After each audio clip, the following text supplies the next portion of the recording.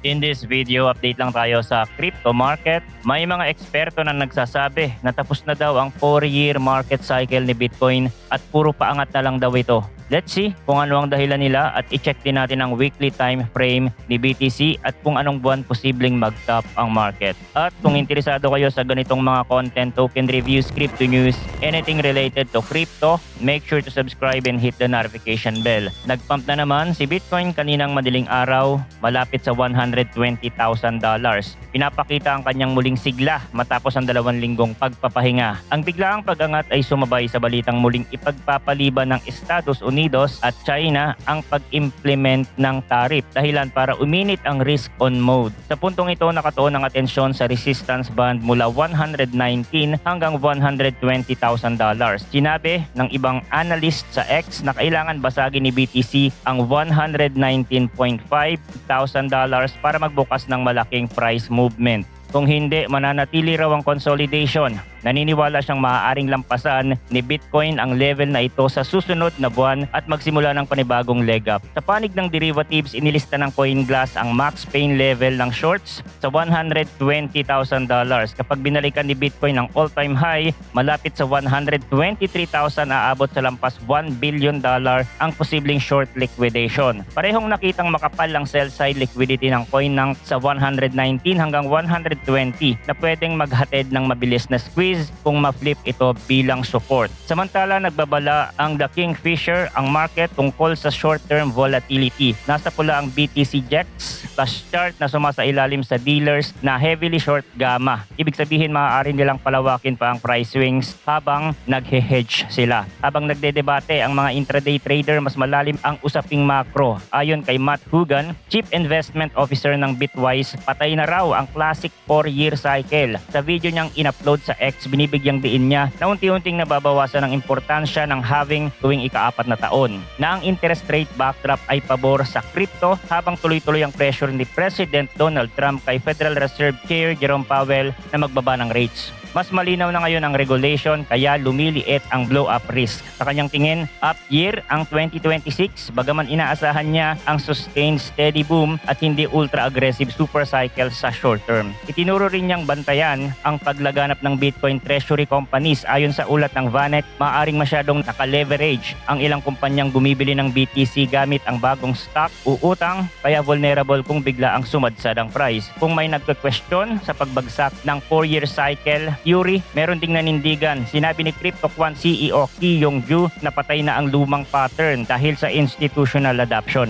Dati raw whales ang nagbebenta sa retail, ngayon old whales ang nagbebenta sa bagong long-term whales. Kaya ibang dynamics na ang nagdadrive ng cycle. Sa kabilang banda, nagbabala ang ibang analyst na kung uulit si Bitcoin ng pattern ng 2020, maaaring mag-peak ang market sa October 550 days pagkatapos ng halving. Samantala sa traditional na safe haven space, tumitindi ang kilos ng tokenized gold ayon sa pinakabagong attestation na sinuri ng BDO Italia. Ang Tether Gold o XAUT ay suportado na ng 77.6 na toneladang fine troy ounce na gold. May mahigit 259,000 XAUT tokens in circulation at nasa market capitalization na higit $800 million. Kapantay ng halos $3,400 per troy ounce spot price ng bullion. Sumampa ng 40% ang XAUT sa loob ng 12 buwan sa lamin ng record high ng gold na binili ng mga central bank. Ayon sa World Gold Council, umabot sa lampas 1,000 metric tons ang net gold purchases ng Monetary Authority sa 2024. Ikatlong sunod na taon na lampas 1,000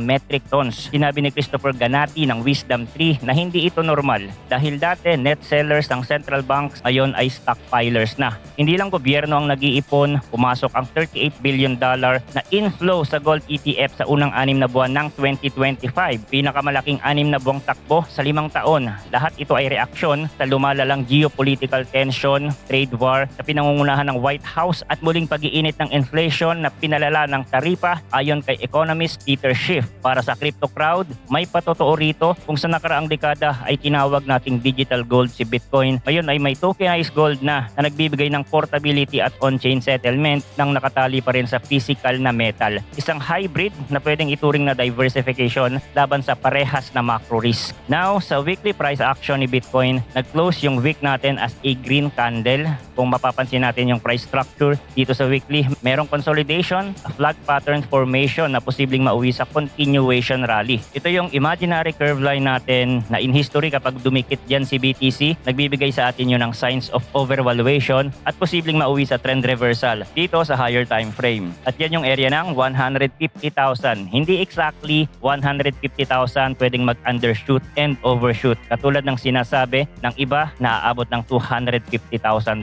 150,000 price top is conservative. Base kasi yan sa mga nakaraang trend and data. Now, yung sinasabi nila na dead na daw yung 4-year cycle, it's too early to tell. From last halving na nangyari last year, sa October pa niya marireach yung 17 months maturation. In history, sa 4-year cycle nga ni Bitcoin, 17 months pagkatapos ng Bitcoin halving, doon nagaganap ang market top. Hindi ko na isinama yung 2012 kasi sobrang konti pa lang ng participant. Kaya nasabi natin na too early to tell na hindi na masusunod ang 4-year market cycle. Hindi pa naman naaabot ang duration. So ang basis lang natin dito ay ang history. Hindi ibig sabihin laging mauulit yon in the future, pero magagamit natin ito as a guide and not an absolute signal for market top. Okay? Ano sa tingin nyo? Tapos na nga ba talaga ang 4-year market cycle? Let me know in the comment section. At yun lang ang crypto update natin for today. Thanks for watching again. Good luck and see you on the next video.